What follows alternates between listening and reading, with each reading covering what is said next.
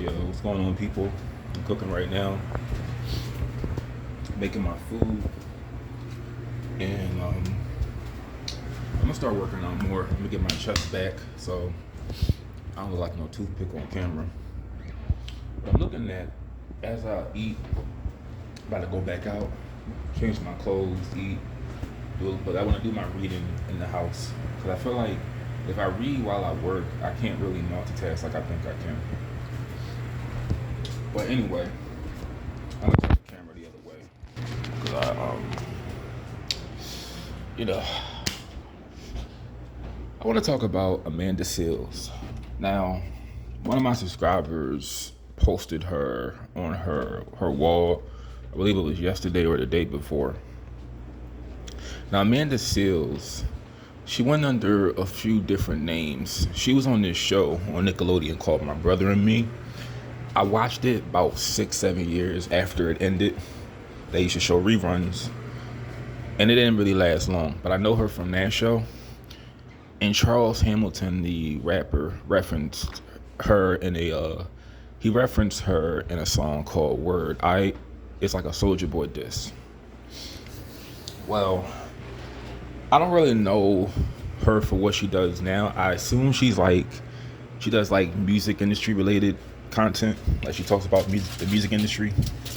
I don't really know what she does, but she's like trending right now because she appeared on this show called Jubilee, I think the YouTube channel, where they get opposing sides to try to find common ground. I think that shit is stupid, honestly. I'm not trying to put nobody down, but you're not going to get anywhere with people you don't agree with, people who you have opposing views with. I feel like we're better off, instead of fighting, instead of trying to change how one person thinks, just have your own separate places where you all just, work and eat and sleep and have a family. Why would I now? The argument people are going to make is, well, we all got to learn how to get along. We got to learn how to, come together. Like, you're going to work with people that you don't agree with. But I just don't think there's any logic in that. Anything, it causes more attention when people have opposing views on pretty touchy subjects. I just think that's playing with fire. It's like, could you see a Trump supporter working in a bakery with a bunch of pro-choice women? Probably not. But what caught my attention, so it was this guy on there from Angola. He was saying how, and I'm sorry, but a lot of these people in here that talk about the black community, they sound like they're saying, and I do it too. I'm gonna put this down.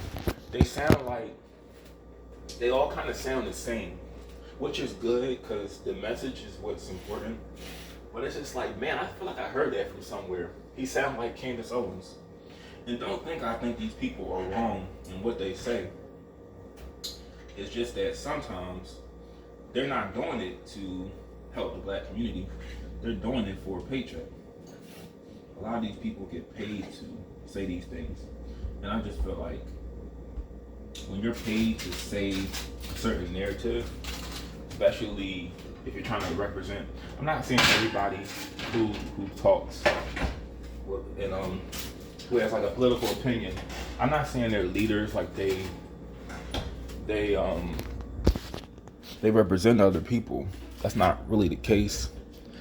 But if you have like a large following, like a Tariq Nasheed or Matt Walsh, I just personally don't think you should get paid for reporting on your political opinions or giving commentary.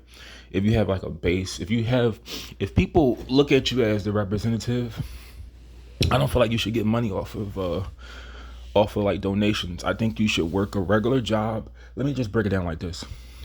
If you make too much money, I just feel like you're not going to be able to identify with the people. Think about it like this.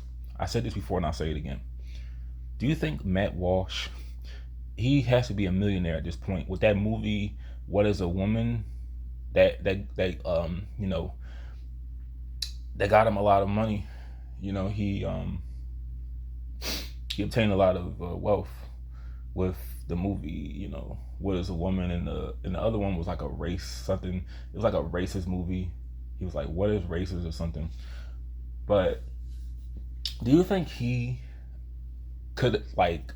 Do you think he cares about what was that? So if like something happens to a white person, right?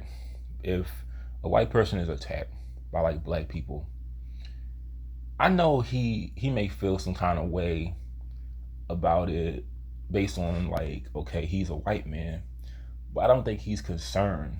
Like, oh, like when you talk about crime statistics, I don't think a rich millionaire could care more about what's going on in cities that working class people live in. He doesn't have to live around because he most likely lives in a nice neighborhood, gated community, and he has people to protect him. While his viewers don't. His viewers are working class people. I just don't feel like at that point when you talk about all the money you've generated through commentary and YouTube, I don't feel like you can identify still with the people. I just don't feel like that's possible. How can you identify with people who you make more money than? You don't have to work a job like them. You don't have to deal with regular people shit. But yeah, I don't feel like they should get paid.